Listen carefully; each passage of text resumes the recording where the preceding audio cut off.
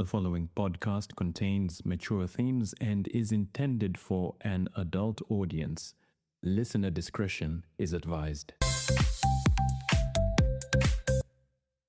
Welcome to this episode of Summa Made Simple. In this episode, we shall be looking at question 153 of the second part of the Summa Theologica, and we shall be focusing on the fifth article, which deals with the daughters of lust. And the question that it asks is whether the daughters of lust are fittingly described. Now, this article is so dense, there is so much material in it that will actually take 3 episodes to cover it. So in this first episode, we shall go through the objections and start on the body of the reply to the objection, the heart of the article itself. And then we shall pause there and pick up in the next episode where we shall continue on from that point. The question that is posed is whether the daughters of lust are fittingly reckoned or fittingly described. The concept of daughters of a capital vice comes from that idea which we spoke about in the last episode, where we said that a capital vice is kind of like the captain of an army. In fact, the word capital and captain come from the same Latin root meaning head. And so a captain of an army never comes alone. They always come with the troop that's under their command. Similarly, a capital vice is called thus because it's at the head of an army of other vices. So when St. Thomas asks this question, what are the daughters of X, Y, or Z, where X, Y, or Z are capital vices, is asking, what are the other sins that this thing brings in its wake? Now, whenever you come across a question like this in the Summa, pay very close attention to the first objection.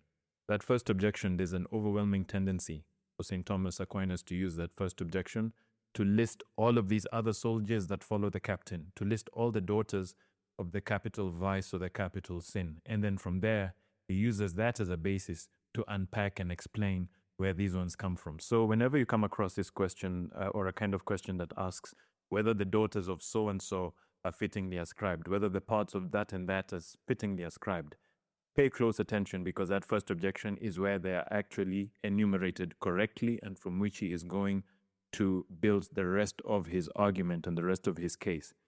This is exactly what he does here. We proceed thus to the fifth article, objection 1. It would seem that the daughters of lust are unfittingly reckoned to be blindness of mind, thoughtlessness, inconstancy, rashness, self-love, hatred of God, love of this world, and abhorrence or despair of a future world. For mental blindness, thoughtlessness, and rashness pertain to imprudence, which is to be found in every sin, even as prudence is in every virtue. Therefore, they should not be reckoned, especially as daughters of lust. So from there, you can deduce, he's going to unpack those things which we mentioned just now: blindness of mind, thoughtlessness, inconstancy, rashness, self-love, hatred of God, love of this world, and abhorrence or despair of a future world. He's going to unpack why those are the actual soldiers which follow in the wake of the capital vice of lust. The argument being posed there is that a lot of these things have to do with imprudence, not with lust. He's going to explain why they have to do with lust and the connection between lust and imprudence.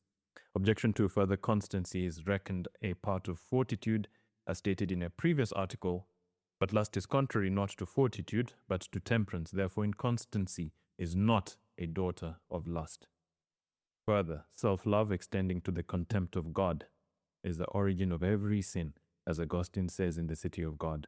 Therefore, it should not be accounted a daughter of lust. In other words, the reason why we sin is because we choose ourselves over God. We choose to love ourselves more than we love God. That is the root of every single sin. So you cannot say self-love is something that is a daughter of lust, because it's it's like the father of every sin. It's not a daughter of lust. That's what this objection is saying.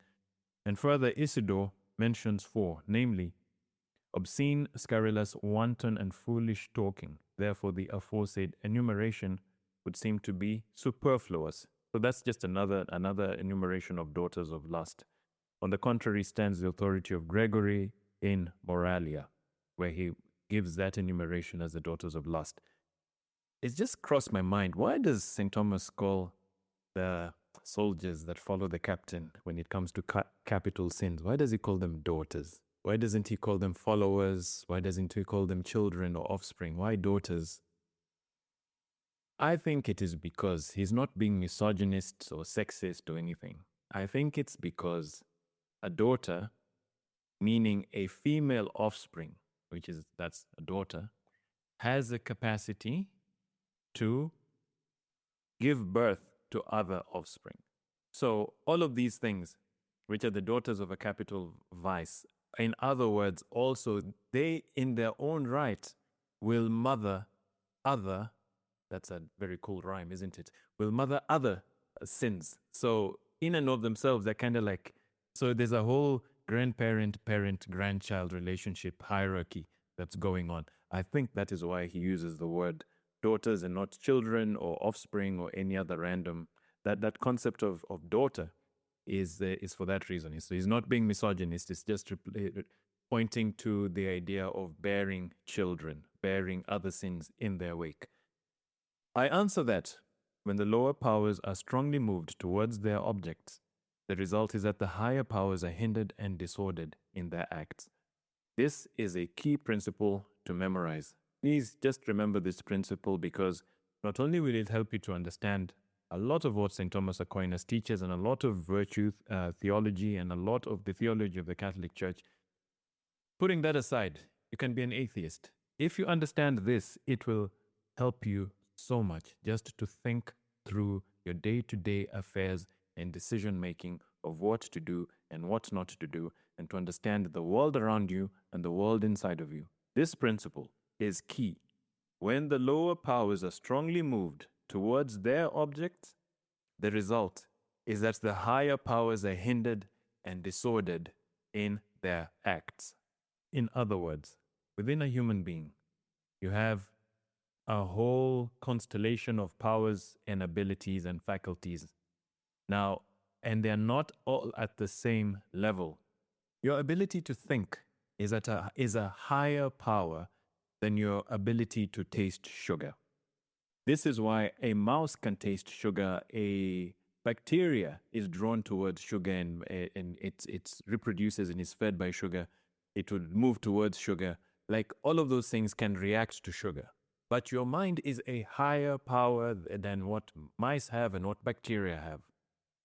The point is this. When that lower power, when they're all together in the same being, when the lower power is moved very powerfully towards its object, the higher power is hindered and disordered in its own action. A good example of this is, let's say let's say you're doing an examination, you're sitting an exam, you're writing an exam. If for some weird reason your back is aching, or your toe is aching, or your tooth is aching, that lower power, which in this case is your nervous system, when it's powerfully driven towards its object, which is to sense where there's damage and so send a signal of pain to your body, because it's been very powerfully directed in that way to signal pain that something is wrong in your body, your higher power, which is your intellect and your will, because of the overwhelming drive of this pain you're feeling, is going to be harmed or hindered in its operation. It's going to disrupt your ability to think and to do that examination well and to answer the questions properly. Moving on. Now, the effect of the vice of lust is that the lower appetite, the lower desire, namely the concupiscible, in other words, we spoke about this, the concupiscible appetite are our desires for things which give us pleasure. So the lower appetite, namely the concupiscible, the pleasure-seeking desire, is most vehemently intent on its object. It's very strongly focused on its goal. In other words, to wit, the object of pleasure, on account of the vehemence of the pleasure. So in other words, the effect of lust is to make our desire for sex, which is pleasurable, it makes our desire for sex so focused on sex, so 100% single-minded, single-track-minded focused on sex, that as a result, all of the higher powers, namely reason and will, are grievously disordered by lust. They are unable to function well. It's like you're trying to sit an exam and to think through what this question is asking and how to answer it, and yet your big toe is throbbing because the pain there is so great. Similarly, when we allow our desire for sex to be so focused on sex, which is the vice of lust, it corrupts, it hinders, it disorders, it messes up the reason and the will, our ability to think clearly and to want what is good. That is what St. Thomas is explaining here. And then he gets into the explanation that follows is, you remember, we've been speaking for a long time now.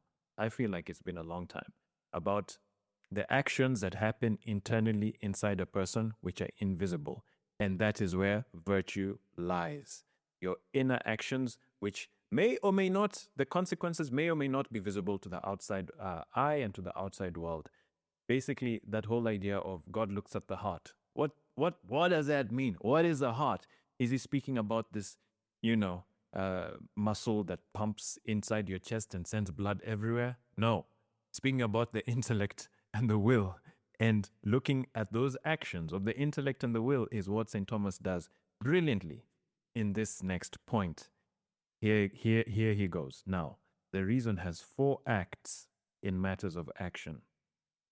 So when St. Thomas is speaking about the reason, especially in a context like this, where he makes a distinction between the reason and the will, by reason, he means intellect, which is that spiritual faculty, spiritual ability, spiritual power we have to know the truth, to possess the truth. And then the will is a spiritual faculty or spiritual ability we have to desire that which is good. When I say spiritual, I simply mean something in this context that is not visible, is not tangible. You can't hold it in your hand and look at it and say, here is my intellect, here is my will. No, it's something spiritual. So it's not corporeal. It doesn't have a physical shape to it. Now, the reason has 4 acts in matters of action. First, the intellect has 4 acts in matters of action. First, there is simple understanding, which apprehends some end as good. And this act is hindered by lust. According to Daniel, chapter 13, verse 56, beauty hath deceived thee, and lust hath perverted thy heart. In this article of the Summa, when St. Thomas Aquinas quotes from Daniel, is quoting from an episode in the book of Daniel, which is not present in all Bibles. It's been left out of some Bibles. And it has to do with a woman named Susanna. This woman it was during the exile in Babylon, and basically there were 2 lecherous old elders who wanted to sexually take advantage of her. She told them, I'm not going to do that. And then they claimed that they had busted her committing adultery in a garden with some young man, and so she has to be put to death. It was kind of like a revenge type of situation. But Daniel comes in and saves the day because he gets the 2 lecherous elders to contradict each other in the testimony which they give. That story isn't found in all Bibles, but it's typically found in Catholic Bibles and other Bibles. So it's Daniel who says that it is beauty which has perverted thy heart, when he is accusing those 2 elderly men of the crime that they were about to commit, which was to murder this woman who refused to sleep with them. And Daniel, who's very young at the time, says, beauty has perverted thy heart. So in other words, one of these first internal invisible actions of the intellect is simple understanding, being able to apprehend something as good. And this is the aim of formation. Formation is the process through which we train our intellect to be able to say, that is good, that is bad, that is indifferent. Think of your mind as a kind of herbalist. So a herbalist is a good herbalist, you can throw them into a forest and they can walk into that forest and be like, oh, look at this plant is good. Look at that plant is poisonous, shouldn't touch it. Look at that other plant, wow, this is a very rare herb and it's very precious, let's collect it because you can't find it just anywhere. They've trained their mind to be able to apprehend or to recognize what is truly good and what is truly bad. This is the goal of formation. Christian formation specifically is to train the mind to be able to say, that is truly good, that is truly bad. Because all the time, every day, we're faced with decisions, or we're faced with media or ideas or content or thoughts or conversations, And we have to constantly be like a herbalist in a forest and be able to say, that plant is good, that plant is bad. And you will not get that without training. It has to be, one has to go through a difficult process of training, which is known as formation. So, what does lust do? Lust messes up our ability to be able to say that plant is good, that plant is bad, that plant is indifferent. So it messes up our ability to comprehend or to apprehend some end as good. That's what St. Thomas means. In this respect, we have blindness of mind. And doesn't that remind you of that beatitude of Jesus Christ on the Sermon on the Mount when he said, "Blessed are the pure in heart, for they shall see God"? When a person cannot see God, they are blind to God. And that's one of the effects of impurity. It messes up your ability to apprehend what is good, to apprehend God. You can't see God. Hence, in this respect, we have blindness of mind. And that blindness of mind is the first daughter or the first result of the capital vice of lust. Blindness of mind, which is an inability to comprehend or to identify that which is truly good. In the next episode, we shall continue on looking at the other daughters of lust.